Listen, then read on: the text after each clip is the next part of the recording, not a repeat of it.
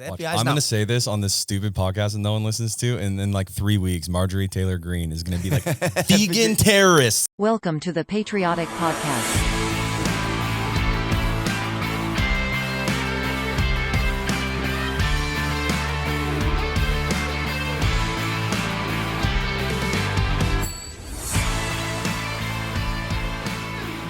What's up, everybody? Welcome to the Patriotic Podcast, episode 10. We're in double digits, bro. Oh, shit. Look at us go. Hey, more than most people have ever done, at least in this space. What's new? Man, a whole bunch of stuff. There's all kinds of stuff going on. Yeah, you just got back from New York, so we're a week. We've had a week longer in between episodes than we normally do. Yeah, New York was fun, man. Yeah? Took the kids. So the kids have never been. Fawn and I have been several times. My mother-in-law has never been, and so she went with us, and we went to 3 Broadway plays. So I took my daughters. I got three teenage daughters, and we saw Aladdin, we saw Wicked, and we saw Harry Potter, Cursed Child. Nice. They do magic in the. It's not like a musical in the Harry Potter one. It's like it's a play. That's my favorite one now. Yeah? Because I'm fascinated. I'm like, how the fuck did they do that? Yeah. Because they do it right on stage. They disappear. I've never been to New York or Broadway play or anything. I don't know if I've ever even been to a play. I'm going to tell the truth. I didn't think that I would ever go to something like that or want to. And in the beginning, I don't think I was necessarily excited to go. I went because my wife wanted to go, and I was, all right. Yeah. So I went, and we saw Wicked, and I was like, oh, this is pretty rad. I like it. Okay. And then when we would go to New York, we would go watch a different play, and it would be fun. I've seen several plays now. We've seen Hamilton. We've seen a lot of good plays, man, and I love it. Or musicals. Have you ever been to an opera? I've never been to an opera. I haven't either. I've been to, in college, I had music class or whatever, and I had to go to the performances, and I did listen to people sing opera, but it wasn't an opera because that's way different. An opera is yeah, it's like a story. Yeah. What's that one where they use actual cannons in it? I have no idea. You heard of that one? The guy who wrote it was like an artilleryman or something. No, really? Yeah. Hand me my phone right there. Yep. I just looked up a thing about like famous artillerymen. It was pretty cool. Yeah. So what I'm sure I can do. Which is, by the way, like the coolest thing ever. People don't really realize what you get to do when you're in the artillery. Because they have no idea what it's like to listen to a 155 round impact, and you're like, oh, I saw it impact, and then it took 5 seconds before I said, goosh. Yeah. Like, yeah. So it's the 1812 overture. Oh, huh. With cannons. Yeah. So let me pull up this video and all. But they actually, like, in the, when they perform it, they bring cannons. Can shoot them.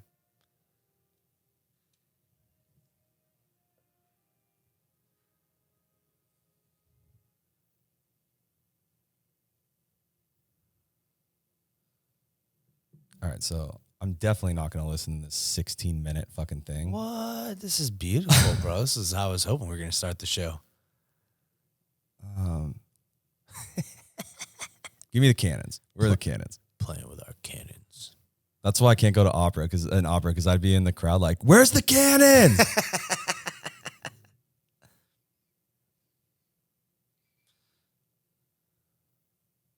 I don't hear cannons. Anyhow, this music's great because it reminds me of cartoons when I was a kid. It's like, yeah, like Tom and Jerry. Tom and Jerry. There's That's like exactly what that is. Yeah, there's a huge like chase going on, and yep. Yeah, that was a great show. My teacher in 3rd grade, we used to do these like the math tests at the end of the week or whatever, and she would play, especially because they were like however long. So she would play like Beethoven or something, and you would sit there and here's this crescendo right before the end of your math test. Yeah, right. You're like the music speeding up and getting louder, and you're like, shit, getting anxiety. No, it was actually supposed to. She read something, because she was a good teacher, dude. She was like, it reduces their stress and anxiety when they have this in the background, and they do better on the test. Yeah, and we were in Stockton, so they really wanted us to do good because we were from dumb parents. I used to be in this like advanced art class at Folsom High, and our teacher would pick the music. Like, she very rarely let us pick, but her name was Miss Gilbert. She's 150 years old. And she was so mean, dude. Because it was an advanced, like, I don't know if it was technically an AP class because I don't think I got that kind of credit for it. But like when we would do these art critiques, right? And she would just be like, "This is terrible." Yeah. You're like, "Damn, I worked really hard on that." She'd be like, "Yeah, your perspective's all fucked up. Your shading sucks." What was your favorite class in school? Like class that I could fuck around in, or like any that class. I was actually I don't care interested in? Even in college. I don't care. Oh, chemistry. Chemistry? Yeah. You got to play with a lot of shit. I'll tell you what, my favorite class that I ever took, and I think this has a lot to do with the teacher, was botany. So I took a botany class in junior college because I wanted to grow weed better. I mean, like, who takes a botany class, you know? They know. And they know exactly. Yeah. And so this guy, he was like a research botanist. Like, he had like a PhD, and he taught at Chico State and everything. And that's what I loved about JUCOs around a major college. Yeah. Is because there's so much crossover with the staff and the faculty that you get the same education for pennies on the dollar compared to a state school. Yep. But this guy was like a renowned botanist, and he did a whole bunch of research on like the Aleutian Islands and stuff. So like he was out in the field and stuff. And that class is the hardest class I ever took for sure, because there's like microbiology. Like, we're always using microscopes. So there's a microbiology aspect to it. There's a chemistry aspect to it, the biology aspect to it. But that was a fun class. I loved that class. I think Fawn said her hardest class was astronomy, I think is what she told me. Or astrology. Yeah, so astronomy or astrology? Because I would do great at astronomy. I do terrible at astrology. I'm pretty sure astronomy. Stars. Yeah. Yeah. So my favorite class was actually a California history class. And I had never learned. There was so much crap that I was like, if you want kids to like history, teach this shit. Yeah. Right? So, and don't get me wrong, I learned a lot of like California history, but a lot of it was crap. And it was, whatever. Anyhow, this class was amazing because it talked about, like, specifically up north here where we live, where we're from, like all the different towns, how they're, how they got their names. Yeah. So like specifically our flag came from the Bear Flag Revolt. So Captain John C. Fremont was in the Army, had no supervision, which is why we have Fremont, the town in the Bay Area. He was the only Army personnel that we had out here because this was still Mexico. But Mexico had claimed their independence from Spain. Spain was busy fighting the Napoleonic Wars, so they couldn't really put up much of a defense. But this area was a little different because they called the people Californios or mestizos. They were mixed, but like specifically Californios who were born here, whether it was Mexican, Spanish, whatever. And the guy who was in charge was General Vallejo, which is Vallejo, where we get Vallejo from. So he was the one trying to decide whether or not Mexico would secede to either Russia, who owned everything north of the Russian River, up there by San Francisco, because they were here for the fur trade, right? And then the United States. And so, dude, just quick side note, I honestly didn't know that's why it was called the Russian River. Really? Oh. Yep. I didn't learn shit about any of this. Right. I never learned. Dude, this stuff fascinated me. That's why I still remember it to this day, right? Yeah. I don't remember half the crap. I learned this. And so like that guy, John Fremont, he had a couple folks go with him out to, so General Vallejo owned all of Napa Valley. That was all his. They had land grants back then, ranchos, which is why everything's like rancho, whatever, right? So those were the pieces of land that had been sold. When they decided they were going to help force his hand, when I say when Captain Fremont decided he was going to do this for the United States, he was going to go make sure that this happened. So he's going to go do a coup. And he takes this guy named Manuel Garcia and a few other folks. They ride up there, and he ends up getting in a little gunfight with General Vallejo and some of his guys. The only person who got hurt was Manuel Garcia, and they called him Three-Finger Jack after that because 2 of his fingers got shot off. He ends up becoming best buds with a guy by the name of Joaquin Murrieta, and there's now a little show on Prime Video, I think, Amazon Prime. So I don't know all that stuff. I've only watched like 2 or 3 episodes of that stuff. I haven't seen it all, but I did a lot of reports and stuff specifically on Joaquin because he's where Zorro came from. Mm-hmm. So him and Manuel Garcia. Did they make him 6-fingered in that movie? Or was that the Princess Bride? Maybe I'm thinking of the Princess Bride. Yeah. Yeah. So in Zorro, I'll speed this up. They show like a head and a hand that they were like, this was proof that they had caught him. They had a posse that they got because essentially Joaquin Murrieta had a piece of land. He was married. These guys were claim jumpers. He found a little bit of gold. He dealt a card game called Monte at the casino. So he's over there trying to tell these guys to stay off his land because they like diverted the water, I think on the Consumnes River. And he ended up having issues with them. They knocked him unconscious, raped and murdered his wife. He gets up and kills those guys, moves to like Murphy's, which is at the time, there's like 5,000 people or whatever, and they haven't had that many people there in forever. Maybe there was 10,000. I don't know. It was a lot. So anyhow, he ends up moving up there. He gets into an altercation with this guy about a donkey. The guy says it's his. It's the town drunk. Joaquin's telling him, nah, it's my brother's.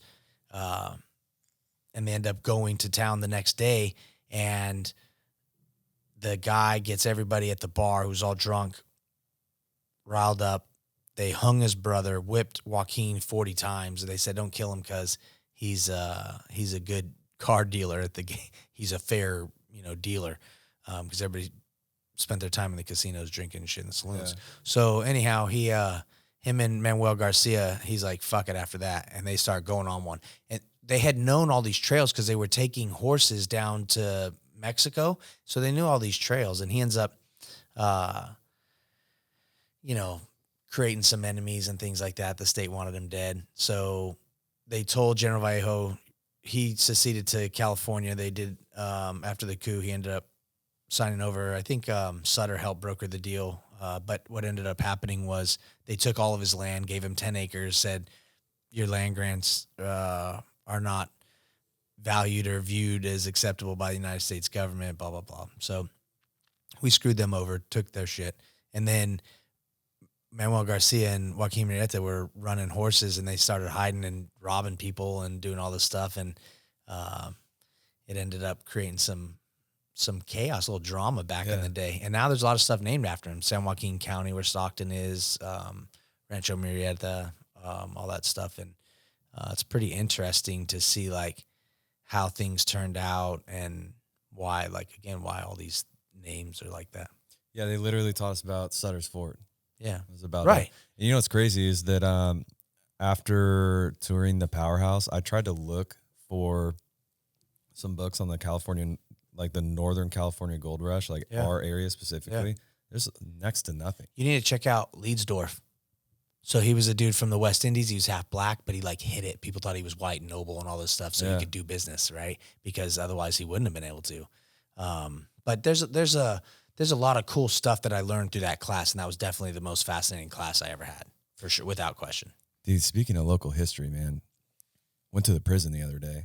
Yes. Holy shit. Yesterday. Yeah. So for those of you that don't know, I'm taking part in this class it's a program called Leadership Folsom, and its goal is to develop, local leaders from within in the community, whether it's political leadership, business leadership, so on and so forth. So part of what they do is they really give us an inside look at like how the city is run, like what makes all the wheels turn, who makes these types of decisions, how long, like the thing that surprised me the most is how long some of these decisions have been made. I mean, like the Palladio, before they built it, that was like 30 years in the making. Yeah. That has been planned for as long as I've been alive. Yep. And, so there's a lot of cool stuff that we've gotten a glimpse into. Yeah. The Powerhouse being one of them.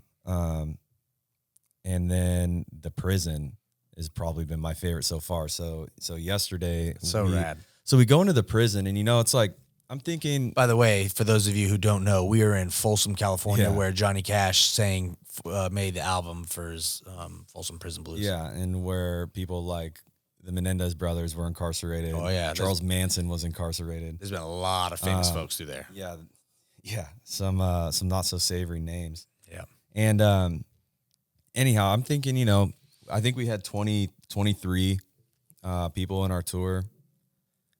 And I was thinking, 23 civilians in a pretty high, it's not like a super max prison, but it's up there. I believe the PIO told us that level 4 or whatever. Well, yeah. So old Folsom is level 3. And then right next door, you have CSP SAC? Yeah, I think CSC something like that. SAC, something like that. But Old Folsom, yeah. Like really the difference between them, he told us, is an electrified fence. Yeah. One of them requires an electrified fence. The other doesn't. Matter of fact, prisoners are shuffled between those two institutions all the time.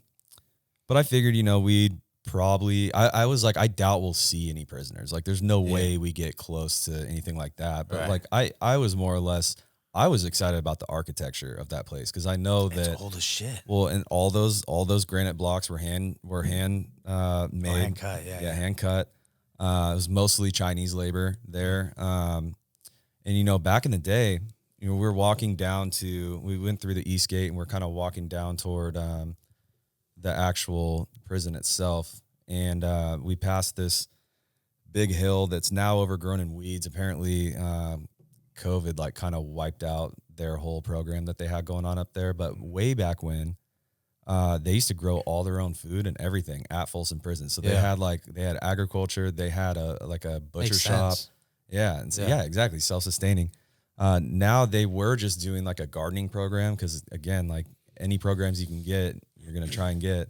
But COVID, I guess, screwed that up somehow. I guess they weren't allowed to do like extracurriculars for a while, I guess. So we're like kind of walking around the grounds, and we're looking at some of this architecture, which is insane. I think most of it was built in the 1880s, and then a lot of it was finished in the early, like the first decade of the 1900s. Yeah. So yeah, beautiful architecture. The architecture was just, it's hard to even explain, because you don't get to see it. There's like, I don't know if I've ever seen any pictures. They have this one building called like it used to be an officer's quarters. They used to live there. Yeah. Wow. And it's this giant building. Back in the day. Yeah. Now it's like an admin building. I mean, Folsom used to be like country. Like there was nothing out here. I mean, as soon as like as recently as like the 90s, it was country as fuck. We would come out here for the lake like around July 4th and fireworks, because that was it, bro. That like, I would come out here once or twice a year from SAC. That's it. And I think there was less than 10,000 people that lived here, I'm pretty sure. Right. Yeah. Yeah. Now we're, there's 70 something thousand. Yeah. And it's probably more than that. Well, it's more than that. 2,600 inmates at Folsom alone. Like that's a lot of people. Do we count those? I don't know. I would assume so. I guess. But anyhow, so we get to the prison. We start kind of like looking through some stuff, and one of the first places we go is the yard. There's like 600 inmates out there. They're all just like working out and shit. How scary is that? For me, not. It didn't bother me too much. Yeah. Just because I've been around enough. Like, I'm not saying that I'm one of these hardened ass people, but like I've been around enough of them to know that like mutual respect will get you a long way. You know what I mean? So like at the same time though, I was like, all right, don't look around if some dude's gonna make eye contact with you and you're just gonna look at the ground. Like don't puss out, bro. Like, you know what I mean? Like say what's up.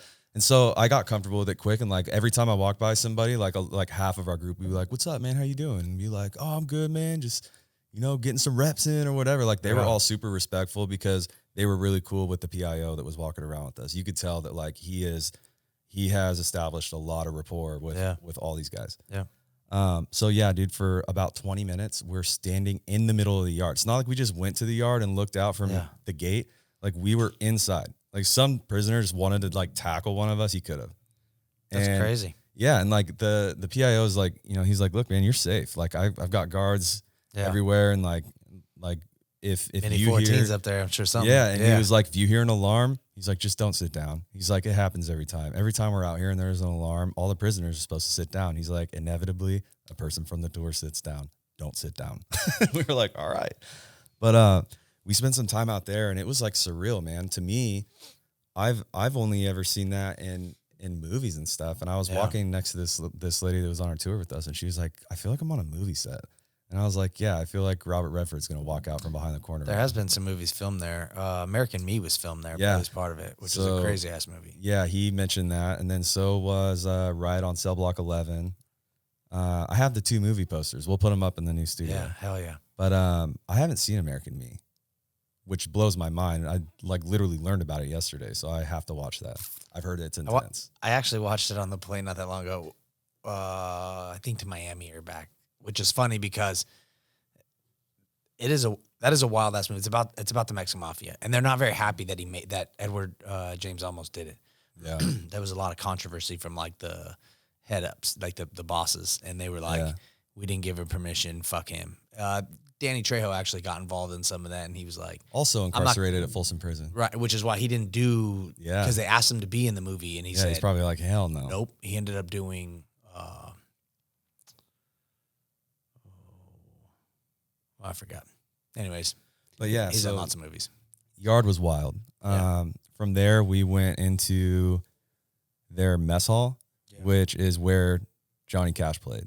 So like he was literally like, you see that corner right there? Like that's where his stage was set up. It was crazy. It was wild being in that room. Well, you know what was wild for me when you were telling me about this was like one of the big problems that they have, and like how one of the guards got hurt. Yeah. So there's a couple of things that I asked on the yard, you know, like because we spent a lot of time out there. Like anybody could ask whatever fucking question we wanted, and like a couple of prisoners would come up and talk to us and stuff. I'm glad you got to interact with them because it's definitely, I think, an experience. Like most people, by the way, do not get to go do what you got to go do. There's a museum up here. Yeah. You can check that out. And that is not an open to the public tour. Right. No. That's rad. So yeah, so it was cool getting to talk to these prisoners because I'll tell you what.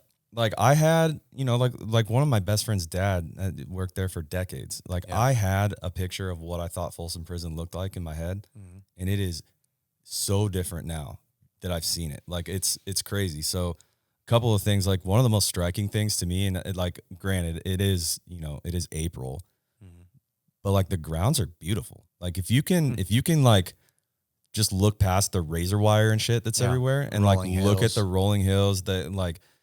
And all the prisoners, they do all the landscaping there, so it's all like perfectly manicured. It's very clean. There's no garbage anywhere. Yeah, I mean, I did not see a speck of trash on the ground anywhere. Yeah. Everything was super tidy. They run a tight ship. Yeah, and you know, what was also cool is that the PIO was giving us the tour. You know, he was very forthcoming with the questions that he knew people wanted to ask, but probably were uncomfortable doing so. So he gets out there. And what I also thought was funny is that he's been there so long that he uses all their lingo. Oh, so like, it's not cellmates, it's celly. It's not, know, like all the different ethnic groups. He's like, look, you got whites over there. You got blacks over there. You got, he's like, matter of fact, he goes, you got browns over there. Cause he didn't want to just say it was just the Mexicans or because Northerners and Southerners, it's an issue. Yeah, exactly. So he's got blacks, browns, whites, others. And like the others were, you know, there's like a couple Asian guys and some Pacific Islanders and stuff. But he was telling us about the dynamics of that yard because he was like, you know, if one of the whites wants to go over to the basketball court, well, you know, whites own the baseball diamond, but as you can probably figure, the blacks own the basketball court. If a white guy wants to go over there and play basketball, there is legitimate planning that's involved with that and coordination between leaders of these groups. And he was like, in all the guards, we know all the shot callers, we know all these people. And he's so much so, like, they've built enough rapport with some of those guys that, like, they'll be walking past each other in a hallway or whatever, and one of the prisoners will look at one of the guards they like, and they say, like, hey, boss, I'd take the day off tomorrow. Like, they straight up give them a heads up. Yeah. That, like, shit's going to go down, you know. Mm-hmm.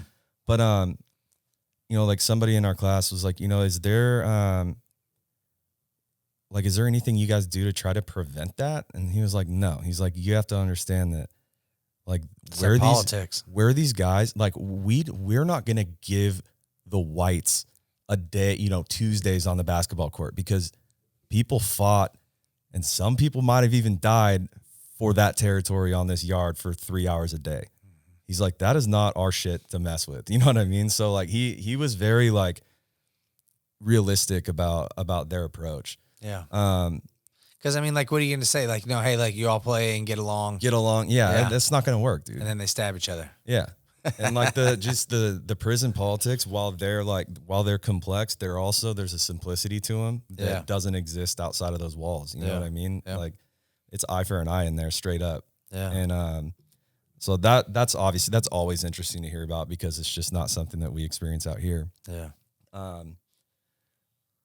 One of the questions I asked in the yard was about so we walked into a housing unit. It was one of the newer ones, and it's their level 3. Mm-hmm. So we couldn't go into level 4 because that's like ADSEG and shit. And they're just like, no, you're not going in there. Yeah. Those are the most violent folks that they have. Yeah. Yeah. And they don't play well with others. And the level 3, like, he was like, make no mistake, there are murders in here for sure. Yeah. But he was like, today, today it's actually pretty fucking quiet in here. He's like, normally when you come in here, it's crazy loud and it smells like weed.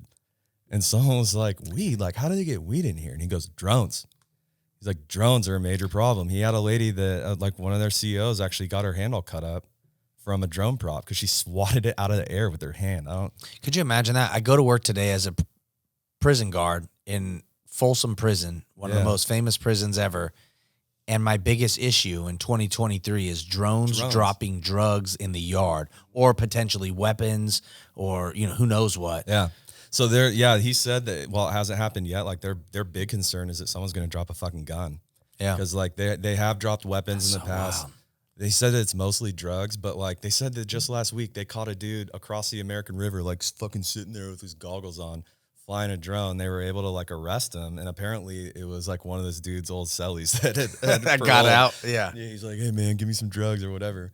Just bring a drone over here and drop it. So yeah, that was wild, man.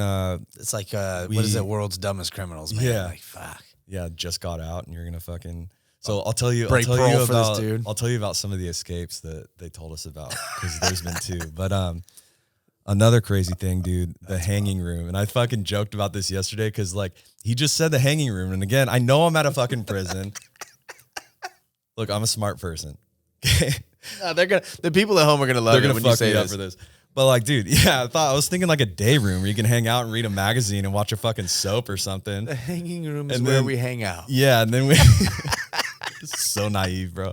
So then we get in there, and it's the scariest fucking room I've ever seen. It's like this room right here is way wider than it. It's very skinny, and it's dark. It's a straight up dungeon. Everything is granite. Yeah. And so he's telling us, there's 13 wraps on a hangman's noose. Everything in this room is based on the number 13. So to get up to, there's these stairs in there that lead up to where the gallows were. There are 13 steps. In the room, there's 13 cells. The most brutal thing about this, though, like the kind of fuckery that guards used to play on prisoners is, so on the bottom row, it went 1, 2, 3, 4, 5, 6 on the bottom, and then it was a 2-story room, and then on the top row, it went 7 through 13. Mm-hmm. Where 14 would go, if you were to continue that pattern, is where the gallows are. So they look at a logbook and they go, all right, so, this guy's up next. He's in cell 13. This guy's up second after him. He's in 12. And so they would line up. If you were in number 1, you had 13 people to go before you were going to die, or 12 people to go before you were going to die. And every time they executed somebody, they made everybody pull out all their shit and move a cell down. Wow. Right back in. So you would just, over the course of your time in that room, like, you would just inch your way closer to your death. And it was crazy because, like, they don't let you see either. So like the gallows are like adjacent to the cells. So none of the guys that were in there couldn't see anything. They could only hear it. Right. They could only hear it, dude. And that guy swears that room is haunted because he's like, dude, I'll throw locks in here and I'll come back and they're not thrown, so on and so forth. And it was weird because I was standing on the gallows where I was looking up. You could see there were holes in the granite where the wood beam used to be that they would put the rope over. Yeah. And I was standing there and like, I just had this heavy moment, bro. And like, I was kind of like, got like woozy almost. Like, I was like, whoa, just like the weight of that room kind of hit me. And so I'm going down the stairs. And I'm like, oh, I need to get some fucking fresh air. Like, that's just a crazy fucking room. And as we're going out, the PI, our tour guide goes, I'm surprised nobody passed out. Like, this is a room where people just pass out. And then I was like, yeah, I can like kind of tell why. And he's like, every time I go in there, it feels like someone's sitting on my chest. And I was like, dude, I don't know. There's prisons are 93 people in that room. 93 people. Yeah. That's how many they killed. I believe it was 93. Yeah. Have you ever been to Alcatraz? Yeah. I went on a tour there too. Did you go into the hole? So I don't remember. They put me in the hole and they shut the door. And that is, when you say black, that is the darkest room I've ever been in my entire life. Yeah. I could not imagine. Back in the day, they didn't have rules like they got now about how they treated prisoners. Yeah. I mean, it was fucking bad. Well, dude, that guy said that like when they put people in the hole, it's so dark in there, they would pull a button off of their shirt and they would just flip it up in the air in their cell and they'd play Find the Button to pass time. And I was just thinking about, I was like, can you imagine like waking up and that's all you have to do that day is find your fucking button? What do you have to play Find the Button? Yeah, finding the button, dude. No, thanks. I'll stay out of prison. Yeah. I'm sure the food wasn't great. Dude, that's a pretty rad trip though. Yeah. I'm glad you got to do that. Yeah, it was cool, man. Some of the programs they have there too, like world-renowned Braille program there. Talk about the license plates. Yeah, so the license plates. So not a lot of people know that every single license plate in California is made at Folsom Prison on a daily basis. Which is literally from where we're at. It's less than a half a mile. Yeah, which is insane that it takes 6 weeks to get my fucking plates in there. Because I saw these guys making them in 5 minutes, bro. Right there. Yeah. They produce 27,000 linear feet of license plates a day. They use 27 linear thousand feet of aluminum. It's insane, dude. And these guys, are we at 8 numbers yet? We got to be close. Oh yeah, we should be. Yeah, should be pretty soon. So many. Yeah, dude. They've been making license plates there for so long that they had like a whole bunch of old ones that they had made, and some of them were so old that said horseless carriage on them because they were automobiles and they weren't actual like. That is wild. Yeah, they had like senators' plates. They had all kinds of stuff because they literally make every plate in California. All of them, even the vanity plates, all that shit. And these guys. It's this giant operation. It's a full-blown factory. Yeah. And like it's a straight up assembly line. When you first walk in, there's a guy that's arranging letter plates and number plates into like slots. And these guys probably are, I'm sure they're all certified to run these machines. They're or fucking whatever. Pros, dude. The guy that was giving us the tour works for California Prison Industry Authority. And he was telling us that some of these, they were like these brake press machines. Mm-hmm. And he was like, when these guys parole, they'll be able to make, with the certs that they have, they'll be able to walk into 30, 40 an hour jobs. And they make money while they're there, right? They do. Yeah. It gets out of their commissary. It gets added to their gate money. Yeah. So these guys are actually able to leave with like some sort of prospect. You know, I can go, there were guys that were like, there were welders there. What they were doing when we were there, they were manufacturing, they were also manufacturing file cabinets for the Department of Defense. So they would start with these giant sheets of aluminum. They put them into these brake presses, and they would just start bending them. They'd have these jigs that would bend these things together. Yep. They would have, a guy come by and tack it with a welder. He would weld on a couple of other components. And then you would have like this whole grinding section where these guys were grinding off all the metal burrs and shit like that and making sure that the edges aren't razor sharp. Yeah. And then they would, load it up in these hand carts and they'd take it next door to this other warehouse where they had a full-blown powder coating factory and they would powder coat the damn thing. That's wild. And then they'd seal it like they were weather I don't know if they were like all weather file. I don't know why they would be, but they were like, they were legit. DOD, though. Yeah. And so yeah, he told us that they manufacture like most of the I think why Folsom Prison was so familiar to me is because they manufacture most of the furniture for California's like military bases.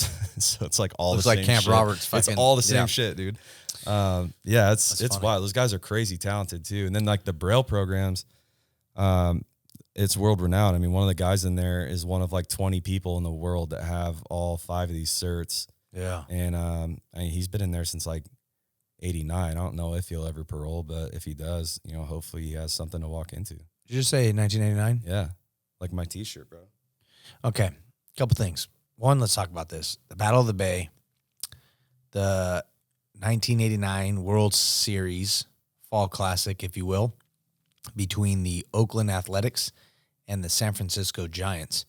Now, this was an infamous World Series because the Loma Prieta earthquake stopped the game for, I believe, like 10 days because the bridge collapsed. Yeah, the Bay Bridge. There was structural damage to Candlestick. It was a bit of a mess up there in San Francisco. Cars fell in the fucking ocean, if I remember correctly. Yeah. So I was 7 years old. I was a baseball fanatic at the time. And these teams in particular had like the most ridiculous. You had the Bash Brothers. You had Jose Canseco and Mark McGuire with Ricky Henderson and Dave Stewart and Dennis Eckersley. They had a squad out there. I mean, it really didn't matter. Like, they had so many guys on their team that it was going to be, I mean, I believe, if I'm not mistaken, they swept the Giants, but the Giants had a great team too. Rod Beck was like one of the most, he was definitely a pitcher, I think, that scared people. He had this huge handlebar mustache and he looked like he could probably kick your ass in a bar fight. Like, he went and got a Harley after this, you know. Anyhow, that was an amazing thing. I was in Stockton, so I was only like, I think it's like 40 or 50 miles or something like that from the Bay Bridge. And the road was moving. I ran outside. My older sister was babysitting me and my little sister, and I ran outside, and the road was moving. And so she's yelling at me. My older sister, Chrissy, she passed away last year, but she was like, Danny, get your ass in here. You know, she's like telling me to go stand in a doorway and shit. And I was like, whoa, this is the coolest thing ever. Shit was flying off the shelves, like the pictures off the walls. That is the only earthquake that I remember as a kid, but that one was legit. Yeah. My dad was at that game. Wish he was fucking here. He could tell this story. Yeah, he's going to have to tell us about that because that's fucking wild. Yeah, he was at that game with my granddad. I was, my mom was pregnant with me. And they had gone to that. That's fucking stupid. They had gone to that game together, dude. And yeah, Dave said that, like, he said the craziest thing that he saw was, you know, picture the inside of any ballpark, really, and in between the upper and lower deck, there's typically a big cement slab where they put, like, you know, scoreboards or ads or whatever. He said that was liquid. Yeah, it was just moving. like, it was like serpentine, like just, it looked like sand or something. The road was doing that. Like, it kind of freaked me out a little bit. Yeah. Yeah. And then, so that fucked up his, like, I think one and only World Series game that he ever went to. And then I don't know if he went to the makeup game or whatever. But then when he was, when that bad earthquake was in Napa, he was living in Napa, and he was living on one of, like, he'd just gotten down there, I think, and he was staying at, like, one of his bosses had a little cottage on his property, and he was staying in there. So almost all of his stuff was in storage. Yeah. Baseball cards, paintings from my grandfather, like all this stuff. And it just got, like, thrashed, dude. Yeah. All of it. Like, we were able to, like, he was able to salvage a lot of his stuff, but a lot of his stuff was fucked up. And then he went to work at a brand new cafe that he had helped open, and a water main broke above it. So, like, it was just a disaster, dude. I'll find it. I'm gonna have to bring it in. In fact, maybe we can put that in the news studio. But my mother, okay, first off, my mother-in-law is rad as fuck. I don't really call her my in-law. I call her my outlaw. She's a badass mother-in-law. Her name's Farrah. We call her Farracuda.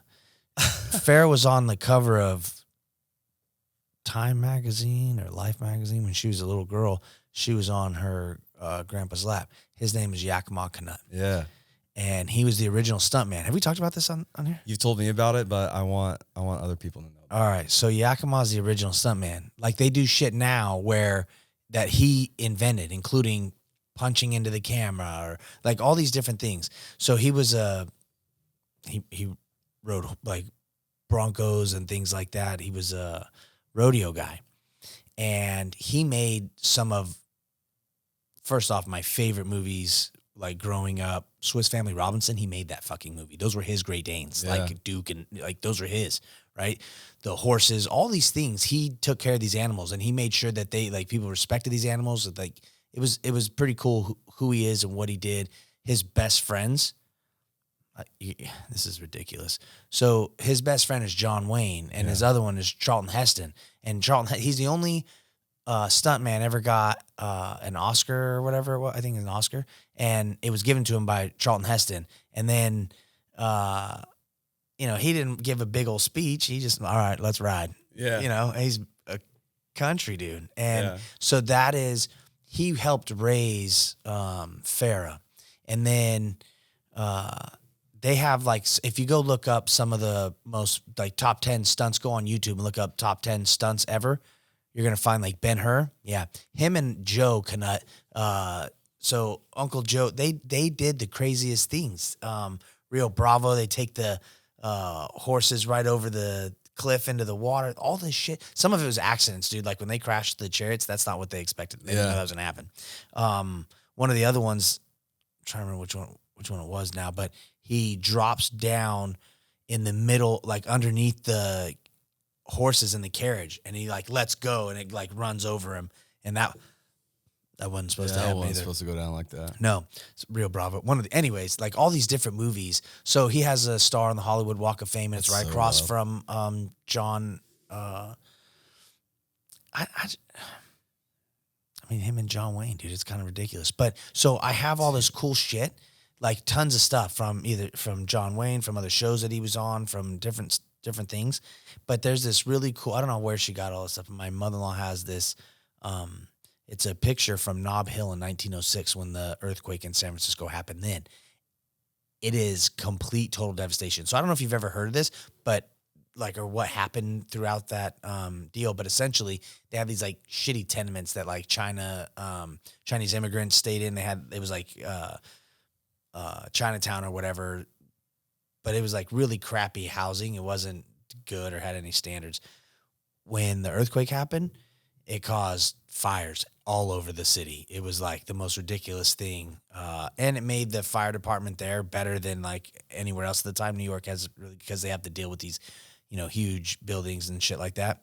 But man, like when you look at the city, because seeing what I see now, and what I've seen since I was a kid, and it just getting bigger and growing more, it's wild to see that someone went up there and took a picture, and it was like, I think it's from the San Francisco Chronicle or something, but it's huge. So I'll show you. Yeah, it's pretty rad. But dude, a lot of people died because of those fires. They burned up their housing. There's a lot of people who died from that. At the motel that we used to stay in, so we backpack on our backpacking trip in Bishop. We don't stay in this one anymore. I've actually never stayed in it because it's dilapidated now, but there's one next door that we stay at. But there's a pool, and right over the lobby is like a suite with a big balcony on it. And I guess John Wayne and his boys used to rent that out all the time, and just, how cool is that? Just chaos up there. Oh, man. I'm sure. Yeah, jumping off that balcony into the pool and shit. Oh, yeah. Yeah, I can already picture it. I'm sure there's pictures of it somewhere. Yeah, what are you going to say no to John Wayne? He's a big dude. Yeah. I still think it's hilarious that he played Genghis Khan, though. What's that from? Genghis Khan. It's called Genghis Khan? Dude, have you seen John Wayne and Genghis Khan? Wait. Did he have a little mustache? Yeah. I do remember seeing, I didn't see the movie, I don't think, but I've seen pictures of him. And he has like the turban on and all that. Yes, I did see that. And he still talks like John Wayne. Like he doesn't, there's no accent. Yeah. There's no anything. It's just still John Wayne. Terrible.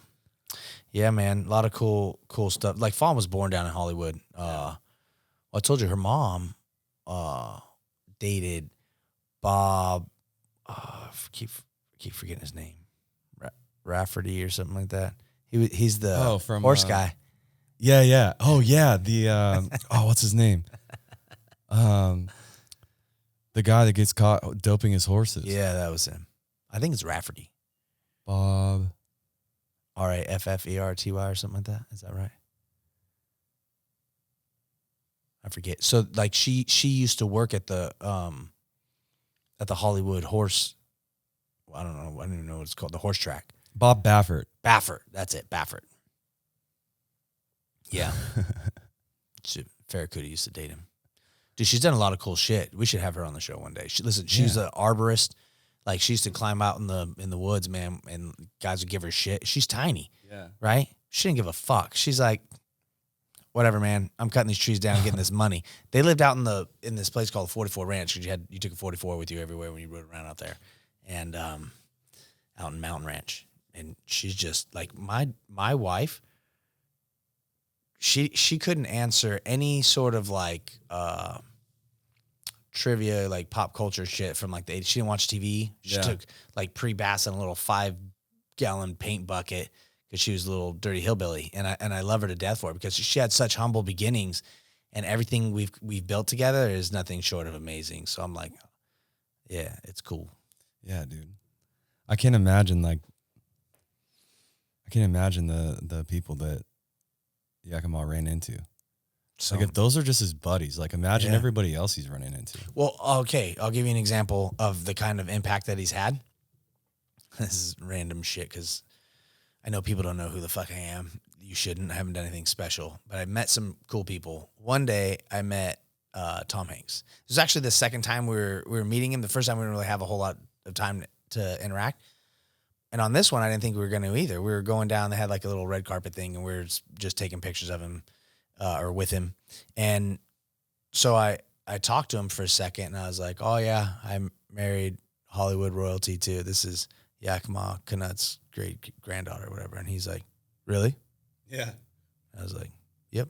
And he stopped. There's like a line. There's people that are waiting. You know, on every set, there'll be some guy comes up and goes, he worked with Yakima. And that's all they'll say. Like, not his last name, not anything else. And you're like, yeah, I doubt there's too many Yakimas out there. No, yeah. And they called him like the kid. What's the story behind that? Do you have any idea why his name was Yakima? They called him the kid from Yakima because he was up there in Washington when he was doing the Bronco riding. So that's just what they called him, the kid from Yakima. And like, that's their training area out there where they shoot artillery and the snipers, all this shit in Fort Lewis McChord. Mm-hmm. It's Yakima. Yeah. Yep. That's sick. Like, even and then they have, like, you know, the racks that they have. Those are Yakima racks. Yeah. On the cars and shit. That's like the only other place I've heard Yakima is either Yakima, Washington, or the racks. Yep. I immediately think of the racks, though. Away from Yakima. And he did so many cool things. He's a pretty fascinating guy, man. Lived an extraordinary life, and it's cool that my wife has a connection to that. Well, it was cool. My dad has this group of friends. They're all about 10, 15 years older than him. They were actually my oldest uncle's, like, high school buddies, but they were cool enough to let my dad hang out when he was like 12, you know? Yeah. And they're all prolific outdoorsmen, and they've been backpacking forever. And so these guys are old school, though. I mean, like, Doug Potter, my dad's buddy, Doug Potter, still drives around like a 1962 Volkswagen. I think he has like a 30s Dodge Coupe too. Like, he's into cars. Yeah. But what's crazy about this guy is that, or not crazy, but like what's peculiar about him is that when he finds something he likes, dude, like he has this one pair of tennis shoes that he just likes. Yeah. He bought 5 pairs of them in like 1994. He still has. And he's on like his 3rd pair right now. He's still got 2 more in the box, bro. I love guys like this. I walked into his house and I was wearing Chuck Taylors, and he also has like a peculiar way of talking too. So he'd be like, Ryan, hang on a second. I've got something to show you. All right. Like, almost kind of, he kind of sounds like Jack, dude. Yeah. It's funny. That's how he talks though. And he comes out and he has a brand new, still in the box with the tissue paper, pair of Chuck Taylors from 1972. He bought them for $6. And the price tag is still on them and everything, dude. And I'm just like, what are you like? Why are you hanging on to these for? And he's like, well, you know, I was playing basketball in the 80s and never knew if I was going to play again. I'm like, bro, you're like almost 80. Like, you know what I mean? But yeah, lace them up. Yeah, he saves everything. And he's just like a walking book of knowledge, dude. I mean, like, you can drive with this guy through the Southern Sierras and he'll be like, that is such and such peak. This is where X, Y, and Z happened with this wagon train and da-da-da. Yeah. He's just like an encyclopedia. And Think about how much he's seen the world change, bro. Right, yeah, 100%. So he also does not have a cell phone. Only person on planet Earth I know that doesn't have a phone or cable. Yeah, fuck you. Come find me if you want to talk to me. Yeah, he's straight up off the grid. I don't know if the guy's ever logged onto a computer in his life. So interesting. He doesn't exist. And he's a huge Western fan, like just nerds out. And we were driving we were going through Bishop, and my dad was like, can you imagine John Wayne coming out here? I was like, Doug, matter of fact, like Fawn is related to Yakima Canutt. And he's like, no way. He turns around and he starts like nerding out about all that stuff. So that's a really cool connection, man. Yeah. And you never know. It's not like Fawn walks around like. No. Yeah. So I want to switch gears a little bit to conspiracy theories because those are my favorite. So I don't even know if they're conspiracy theories anymore. It just turns out to be facts or bullshit. Yeah, it's just theories. All right. Young man by the name of Jack Teixeira is from Massachusetts. He's in the Air National Guard there, and he is being accused of releasing classified information from the Pentagon that talks about a couple of things, including the fact or the theory that there are Special Forces, American troops in Ukraine conducting combat operations. Now, this would be a huge violation so in 1973, we created this deal so that like the president could just say, we're going to go like be a dictator, essentially we're going to fight whoever we want. Fascist, I think, is actually what the kind of shit they're talking about. But yeah, being a dictator. So he can go start wars or do whatever. And they said Congress had to approve this kind of stuff. Well, if this is true, Biden skipped the whole asking permission, I'll ask for forgiveness, right? I guess he just decided he'll do that. Or one of his handlers did it. Yeah, I've also been told, that potentially this kid's a patsy, he's a scapegoat that dude, all right. Because it's only been 2 days, so you got to figure what kind of conspiracy shit can we drum up out of this. So, okay, I could, yeah, right. By the way, all this shit came from like a chat server from their video game. Yeah, it was on Discord. Group, right on Discord. So, like, I only had a secret clearance. I never needed anything more. Same, yeah. Which is, by the way, for everyone at home, should scare the fuck out of you that myself and Ryan had security clearances. Just so you're aware, they don't give them to everybody. They kind of will get like if you put in for it, they're pretty much going to approve it. But the fact that we had them is just what I'm telling you is scary as fuck. Nobody even asked me any questions, dude. They did, but not till after. It was like 3 years later they came and asked me questions. I was like, oh, y'all want to know some shit? Like, too late. Yeah, bro. I was about to go MI, and then they told me about that. I got interviewed for a couple of my friends, and the questions they were asking me, I was like, dude, there's no way my friends don't die me out. It's way different, like, when you're getting a top secret because they ask your family, friends, people who know you questions about you. Yeah. Have you ever hurt animals? Like what kind of, does he have debt problems? Like, is he bad with all this shit? I had a guy. So one of my soldiers became an officer, became a field grade. They're giving him a top secret and he was doing some cool guy shit. And he was like, hey, I put you down as a reference. And I was like, hey, your funeral. And so they came in fucking to Folsom, flew here and came and saw me and asked me questions about him. And I was like, listen, man, you're worried about, I promise you, he's probably got $200,000 in the bank. I don't know how much money he has. I couldn't tell you. I don't know anything about his financial situation. But I will tell you this. When he was a private first class and I was his squad leader, I told him to get a car from AFES and every month make payments, and he picks it up when he gets back here. Those are all considered a down payment, even though he's paying, we're old, so it's like $300 a fucking month or whatever. And, after 11 months, well, he's put down a significant amount of money. And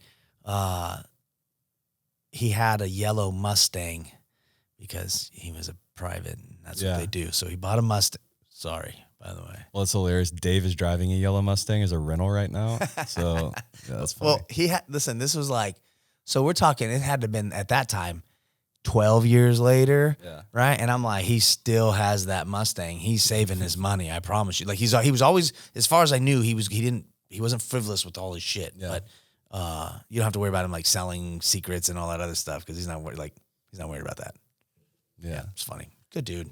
But yeah, definitely a different process if you have a top secret. So what I want to know is like, I obviously never went through this, and again, we should also let you know that having a secret clearance gets you access to this much information. It's not like we can just pull up a database and be like, oh, let's check out the secret folder and just peruse it. You know what I mean? That's the only thing that we had a clearance for as far as an enlisted fister was for high value targets, because when we were part of mission planning, so we're going to go in there with the commanders and we're going to talk about what the mission is going to look like. And for a very small portion of that, they're going to say, all right, fire support, what do you guys got? I'm going to say, we have air assets, blah, blah, blah. We're going to have, mortars, or we got artillery, or we're going to have, we got 2 batteries of, 1.5, whatever the fuck we got. We're going to tell them, this is what we can do. These are the effects we can have. They already know all that shit, but we're going to tell them. And usually it's something specific to that mission, right? Like, hey, we're going for a high value target. We're going to drop a fucking JDAM first, and then we'll go in there and clean up the bits and pieces. Yeah. For me, I think I don't even know if they're secret, but just like do not distribute documents that I ever needed any type of clearance for were field manuals and like equipment manuals. That was about like especially with new equipment, stuff that's just being fielded.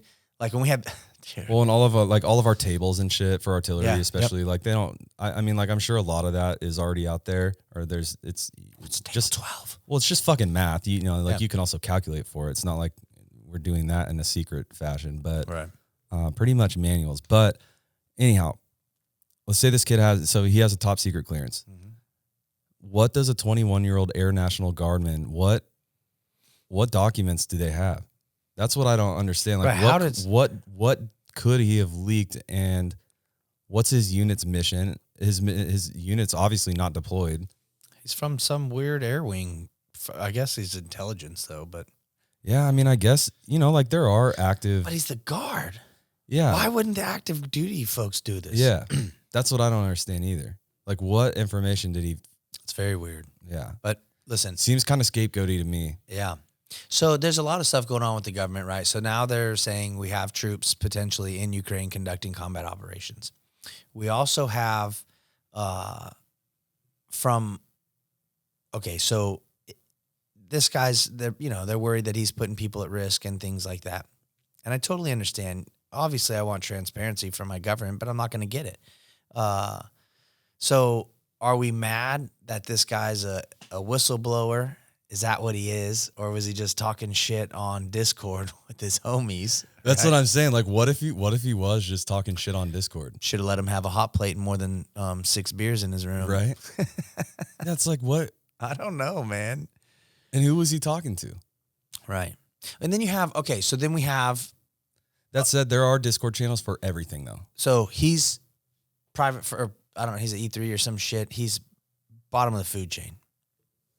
Then you have Clarence Thomas, who they're like, he's like, I didn't know I needed to report any of this. You didn't disclose any of that, I don't know what to do with my hands. There's like a real estate deal that he did that they didn't know about. Like they're finding shit, and it doesn't look good. No, right? He's screwed, man. At least he better be. Like, yes, but are they going to do anything? Like, oh, he's a Supreme Court justice. Just let him do what he wants. No, I'm tired of life appointment. Quit giving motherfuckers passes. In fact, bring those gallows back. I want to, let's fix these dudes. Because listen, I don't care, even in our little Folsom small town bullshit politics here, like Fawn's like, this is a fishbowl, man. She gets tired of it because I'm realizing that again for the 100th time in my life. Yeah. It's petty, man. These people, they'll say whatever they want. Like, oh, I can't say anything because that person endorsed me or did this or that. And I'm like, you're weak. Yeah. You're weak. I don't give a fuck about.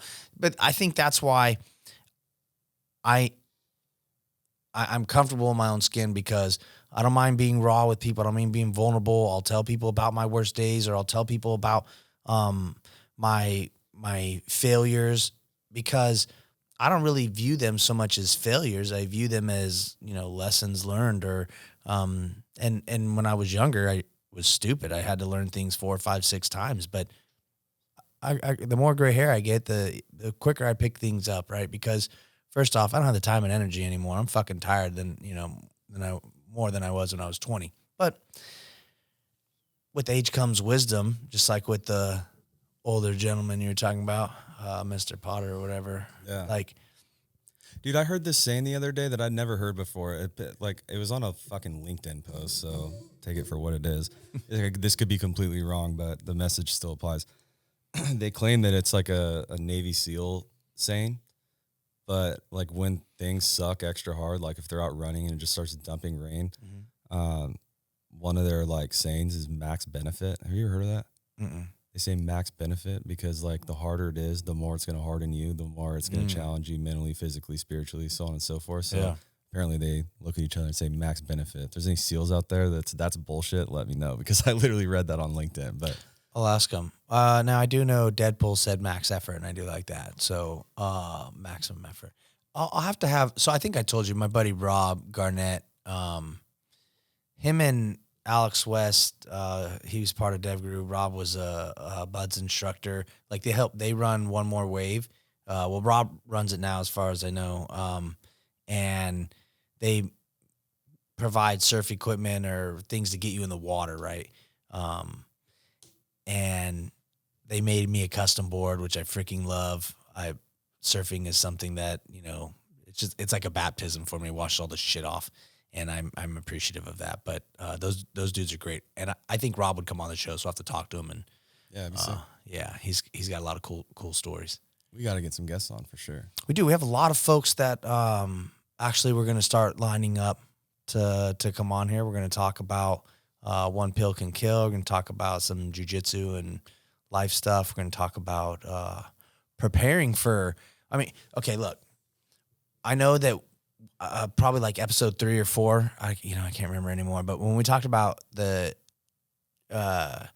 chicken catastrophes, because I joked about surviving the chicken sandwich wars, and what about dead cows? Now, by the way, there was a road in Iraq that we called Dead Cow Road for a reason. But now I'm like, it's funny when it's in Iraq because I have a morbid sense of humor because war made me screwed up. But this is for real.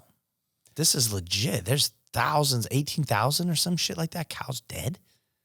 19,000 cattle have been at the South Fork Dairy when Monday's explosion happened. Explosion. Who's killing all our fucking chickens and cows, bro? Is this Bill Gates? What's happening? Give me my tinfoil hat. I don't know, dude. Maybe it's... Is it just an accident? Is it a coincidence? Maybe it's like a vegan terrorist group. Ooh, that would be exciting. Watch, I'm going to say this on this stupid podcast that no one listens to, and in like 3 weeks, Marjorie Taylor Greene is going to be like, vegan terrorists. Like lasers. Yeah. Listen. That's how this shit starts, dude. That's how this shit starts.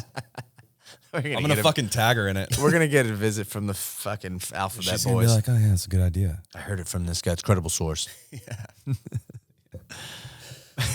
Oh, dude. I don't know, man. The world's a little crazy, bro. The world's a little crazy. What are we going to do about it? That's why, we talk about books. I like this book. I haven't read the whole thing yet, but I'm fascinated. Like, I like a lot of Jordan Peterson stuff. Not every single thing that he says, but I like a lot of the stuff. And this is an antidote to chaos. I don't understand why he's like so hated. Oh, because he challenges people. Well, yeah, but he's so passive when he does it. He's not aggressive, which is why people know it's frustrating for other people, dude. Because they're frustrated, right? They're angry, and they don't have a good argument to come back with what he said because it's usually logically sound, and that bothers people even more. So when you have someone who's intellectually superior, I was trying not to, but that's the truth. It's true. When he's smarter than you. Right? Because we've heard, my buddy was like, if you're getting mad, you need to, instead of yelling, you need to improve your argument, right? Because getting louder doesn't help you get your point across, doesn't change anyone's mind or perspective. Mm-hmm. But Dr. Peterson has a real funny way of like asking you a question in response to your question because of, what his profession is, right? Yeah. That makes you consider... Like, all right. And I've watched him do it to people. Like, I've watched these videos where they're interviewing him and they're like, why do you think it's okay to say, that people should be comfortable with who they're born as and learn to live that life. And it's already hard enough. You don't need to make it more, like anti-trans. He's like, you make people uncomfortable if you say, he's like, people can live however they want. I don't have an issue with that. But you seem pretty comfortable making me feel uncomfortable, asking me these questions. Yeah. And he's like, why do you feel that's okay to do that to me? Right. And then she's like, oh. He's like, maybe it's because, and then he starts naming all these things, right? But this book in particular, and I haven't read it all yet, but he's talking about things that we can do to make our, like, first off, to give us discipline, right? And one of my favorite videos, I think that's one of the first ones I ever saw that kind of turned me on to him, was that he talked about being a savage, being dangerous. And they're like, why would you want someone to be dangerous? He's like, because the opposite of that is weak, right? And strong men, like these people that I'm talking about, are capable of great violence, but they don't use that unless someone is, unless they have to, and someone's life is in danger or something to that effect, and they need to be that protector.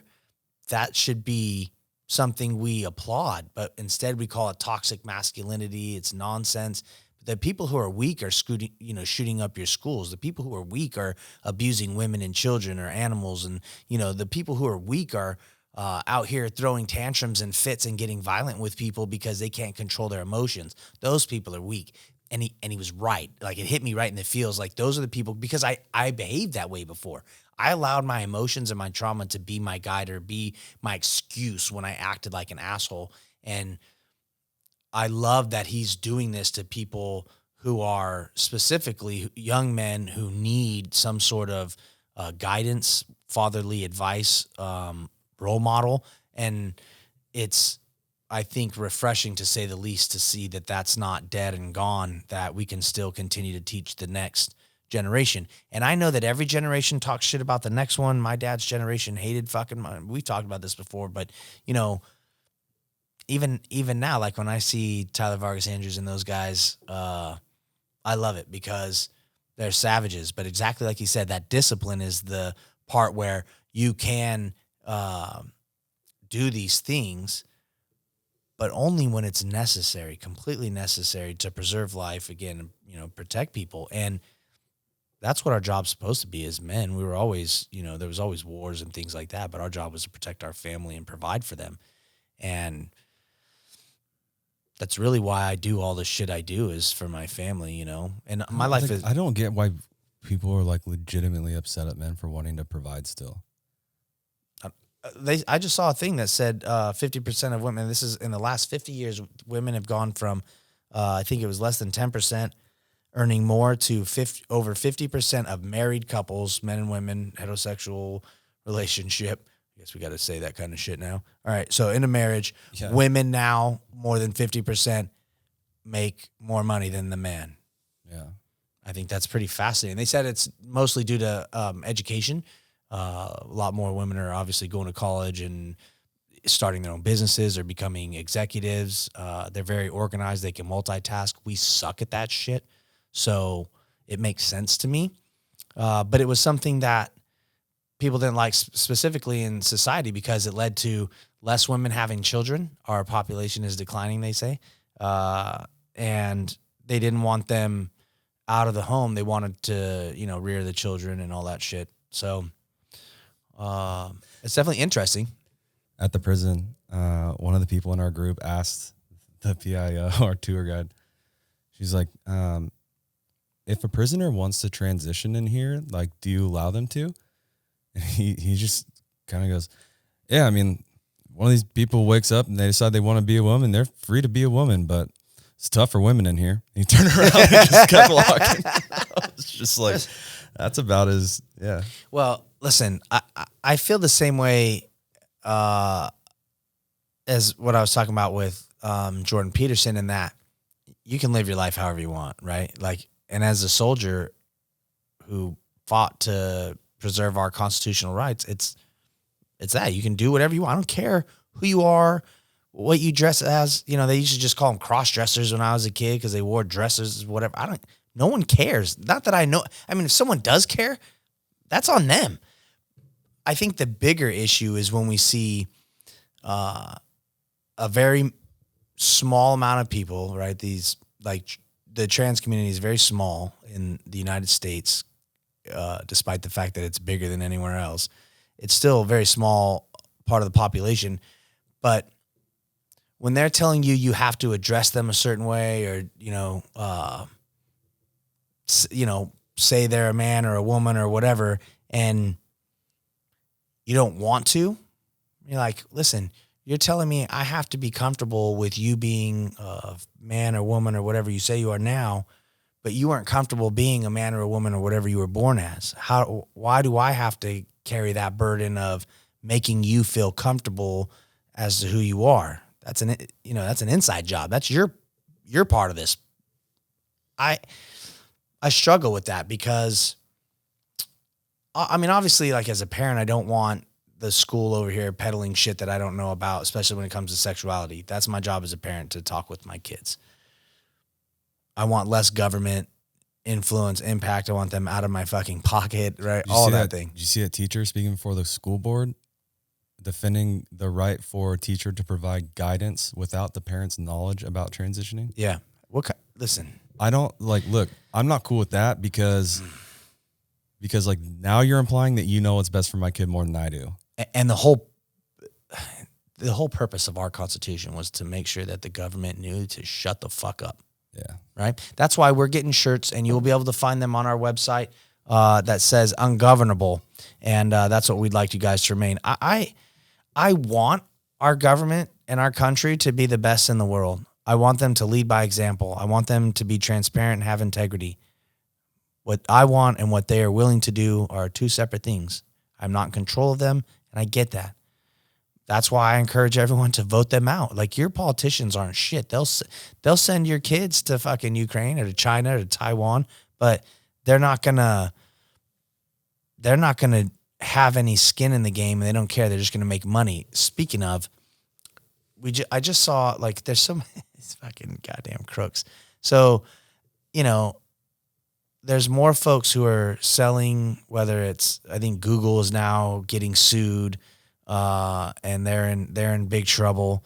So, look at all these people selling Google, and then they're buying, I don't remember, Apple or vice versa. It's just a bunch of nonsense that they sit on these committees, have all the inside information. They're getting rich. I just saw a thing, like, I think it was maybe you said, like, Feinstein sold a $25 million home in, like, Colorado or some shit, but she's made a couple $100,000 a year. Was it Feinstein? Yeah. Yeah, it might have been. I think that, like, all of her congressional, like, salaries put together would have been able to buy, like, 30% of this house. Right. And yeah, it's I don't even think that you could, like, you almost, like, can't let them invest. I think that this would do two things. Yeah. I think if you did a blind trust, they're just going to work around it anyway. Or it's going to be like, they're going to pass some stupid bylaw where a spouse doesn't have to have a blind trust. Well, that's what Pelosi's been doing forever. So I don't even think you could get away with it with that. But I think that by barring, like, you would almost just have to do relatives too, though. Like, if you bar a politician from any investments, that would kill two birds with one stone. In that they would probably be less incentivized, or they would be disincentivized to stay in office for fucking 80 years. That's what I was going to say was this. Exactly like you said, because they would just, like, so we tell them they can't buy any stocks or investments, especially if they sit on committee, but while they serve in Congress or whatever. And then which would, again, lead them to want to leave service and go back to private practice, doing whatever the fucking civilian world. But when they're serving their immediate family, if anyone has, like, a significant amount of stock purchase or sales when, they're privy to certain information, like, if it happens once, make them explain. If it happens twice, you arrest those motherfuckers. Patriot Act, the whole family, dude. Everyone. just Patriotic, all of them, like literal, like real-time surveillance. Yeah. That's what I want. Yeah. I don't want any of these. And you know what? If they do trade, especially because the thing is that like some of these politicians will jump in and out of trades that they've never made before. And then 3 weeks later, it comes out that some committee they sit on made some, huge government contract or some bullshit. Yeah. And I hate these motherfuckers. That's why. It's so blatant though. Like they don't even try to hide it. No, because you know why? Because there's no consequences. Yeah. If you listen, they just showed that this 21-year-old kid in Massachusetts, his house getting raided and all that shit, this motherfucker getting cuffed out because he had classified information. I feel like I've heard of someone else, but a much higher ranking official who had classified information, had taken it, and several, right? And not a whole lot happening. However, the biggest issue we have is Donald Trump paid his lawyer who paid his mistress or whatever. These are the things we're worried about. That's what fucking New York needs to be worried about, or anybody else. And look, and I'm not saying don't fucking prosecute someone who committed a crime.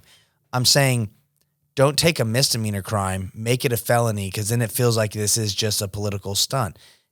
If you have dirt on this dude, arrest him and let's take him to the gallows. And I'm tired of anyone who gets trust from the government, from the people, right? Because that's where the power comes from, who gets our trust and violates that and uses it for personal gain. And, I just think there needs to be, we got to be able to do something, because what we've almost sounds like we need to, like, I don't know, drain the swamp. Well, yeah, they forgot where the plug's at. Yeah, dude. It's and the more you drain, they just pour more in. Like, think about the budget and what they have. Like Jon Stewart, they showed the video. I'm sure you've seen it's made the rounds this week. Like Jon Stewart's talking to, I think, a lady from the Department of Defense or something like that. And he's like, you guys get however many billions or $1.2 trillion or whatever the fuck this shit is. The Department of Defense can't pass an audit. What are you saying? When you say this isn't fraud, abuse, or waste, when we say we've given you these billions of dollars and you can't tell us where the stuff is, that's what it feels like. And dude, that guy is one of the most inspirational people to watch testify before Congress, because he's done it several times now. Yeah. He did it for the firefighters in 9/11. He did he just recently did it for the burn pits in Afghanistan. Yep. And here he is doing it again. And that guy can evoke emotion out of you like you wouldn't believe. Like you can tell, like, he fucking means it. Yeah. He's not up there on a soapbox like trying to stay relevant, dude. Right. Like it's like Michael Rappaport. Well, yeah, and it's just funny to see. Yeah, fuck that guy. It's just funny to like see a comedian in such a different light, because he is funny as hell too. Yep. But then to see him, so like normally he makes you laugh, so to see him serious kind of makes you feel a little bit more serious, And then he goes into the subject matter, and it's like, damn. And he has no like incentive to do that, because I don't think he's paid to. Like, I think he just does it because he has a platform. Yeah, we went to the 9/11 museum and memorial when we were in New York. My kids said they wanted to go. I was like, do you guys know what that place is? Like, do you understand? They're like, yeah. But they know, like, that day changed my life and many others. Most of my friends, I signed up that day. So it's like, they get it. The world changed that day. And to go in there and see the names, you listen to like voice messages from the people who were on the planes who were calling, and they're just like, hey, I love you. And, there's some hijackers on our plane. I don't know what's going to happen. And then there's the ones from like Flight 93 where they're like, hey, we're going to do something. Yeah. We're going to do something right now. We'll let you know what happens. And they didn't, because they made those folks crash out there in Pennsylvania. It's, first off, how terrifying for those folks to go through that. Secondly, 343 firefighters died that day. And then the folks who did survive have breathed in. Like, the number one risk to a firefighter isn't the fire, like getting burned. It is everything they breathe in. They have, I can't even remember what number it is, but the percentage of cancer in firefighters is greater than any other like profession that I can think of. Yeah. And it sucks because these guys. Didn't they wear asbestos for a long time too? Yeah. Then wasn't that what was in their coats? I think so. They had so many issues and then we like have abandoned them. Specifically the folks from 9/11 where, I mean, fuck man. Like many of them are dead already. They tons of even, them. Yeah. They can't even show up to watch Jon Stewart testify on their behalf because they're dead. It's mostly spouses behind them. That's right. And I think that's one of the reasons that he continues to do this too, is to make sure that they haven't gotten forgotten, you know. And it's sad to me that we feel abandoned by our country when, you know, the people are the ones who do everything for the country. They're the ones who fight the fucking wars. They're the ones who build the infrastructure, who fix the roads, who, you know, put up the telephones and make sure that we got 5G Wi-Fi. So when you're starting, like we see what's happening in Paris or other parts of the world, even in China, where they're starting to have some, you know, revolting. We saw it with Egypt. We've seen it like so many places where you have a middle class uprising when they get tired of getting stepped on from the government, who has overstepped their bounds, right? Because done nothing but enrich themselves. Right. Yeah. At our expense. Nobody likes that feeling. So I'm not real sure what the answer is, except for to vote these folks out after their term. They do 1 term, vote them out, or 2 terms, vote them out. Have you watched any of the Boston bombing documentary that's on Netflix now? I have. Dude, that is a look at that incident that I never thought I'd get a look at, and it's that's a visceral. That's wild. Couple episodes, man. Yeah, it was. I mean, everything from when the bombing happened, and even a little bit leading up to that, but afterwards was just chaos. I mean, they're shooting through homes. There's bullet. Like, it was wild story. Yeah, and I mean, like that was recent enough that I remember that all. I remember watching all of that in real time. Yeah, and what was that, like 2012 or something? 13. 13. Yeah. Yeah, and man, a couple of things I took away from that. Like, first of all, the people who investigated that are so impressive. Like they had like terabytes and terabytes and terabytes of photos and videos and stuff to sift through. And by the time they had processed, they had like this huge room of analysts working on it. And by the time they had processed it, they basically had a video of these guys walking up and down the street that was just jumping from security camera to cell phones to like they were syncing up all the times and stuff. Mm-hmm. I mean, it's hard for me to edit a fucking podcast. I can't imagine how. I need to. We're gonna hire Jamie. I'll do it this week. Yeah, we need a young Jamie. All right. And then the second thing, what was I gonna say? It was about the second thing, watching Obama fly into Boston, and it was kind of interesting to see the police commissioner. Mm-hmm. He was like frustrated because he was like, "Look, we have like a citywide manhunt going on. We're literally trying to, we're picking up body parts off the street, and now I have to dedicate fucking 200 cops to come escort you around. Like, come on." But bad timing. His speech that he gave in Boston after that incident, gave me goosebumps again. And I was like, dude, Donald Trump and Joe Biden fucking suck at public speaking. Public speaking, yeah. They fucking suck. Yeah. At least Trump was funny. Yeah.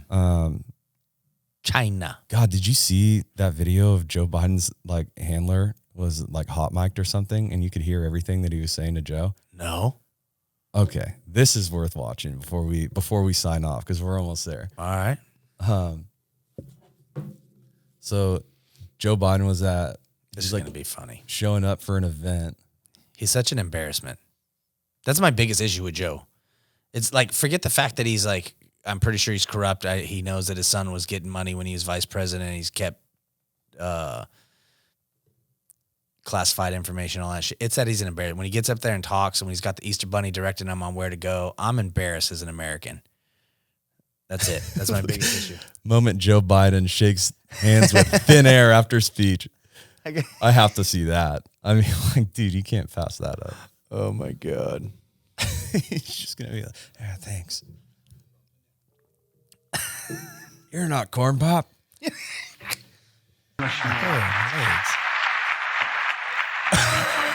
sniff the kids. This way, that way.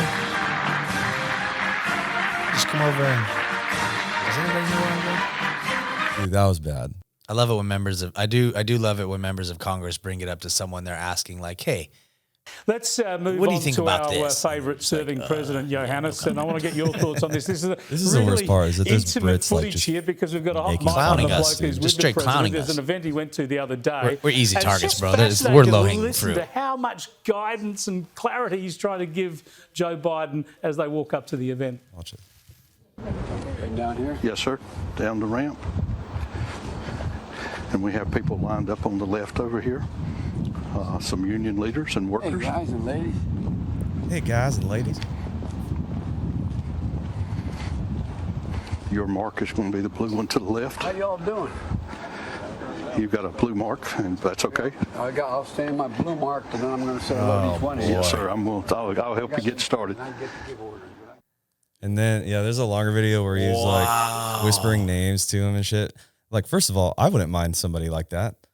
Like, all right. I already have one. It's called a wife. Yeah. I would like somebody to be like, all right, Ryan, listen, you've met this person 4 times now. Their name is Rob. Yeah. That would be helpful. Yeah. Because That'd be every helpful. time I'm like, I need to get myself in the habit of saying nice to see you instead of meet you. Because I'm like, nice to meet. And they're like, yeah, bro, we met like 6 times. That's happened to me several times. But you know what, though? We meet a lot of people, dude. I was going to say, at the end of the day, I meet a ton of people. I impact their lives. They have no impact on mine, right? They have no impact on mine. And then, like, I see them again later. They're like, what's up, man? I'm like, what's up, bro? And I recognize their face. But I don't know where. I don't know why. I have no idea who you are. Yeah. Sweet. And then maybe I'll ask someone or I'll just avoid them. I don't know. I don't know what my tactics are. They change. We need that guy. Fucking Humpty Dumpty standing next to him. It looks like Dick Cheney. It does look like Dick Cheney, huh? Yeah. Remember that time Dick Cheney shot his homie in the ass with a shotgun? Yeah.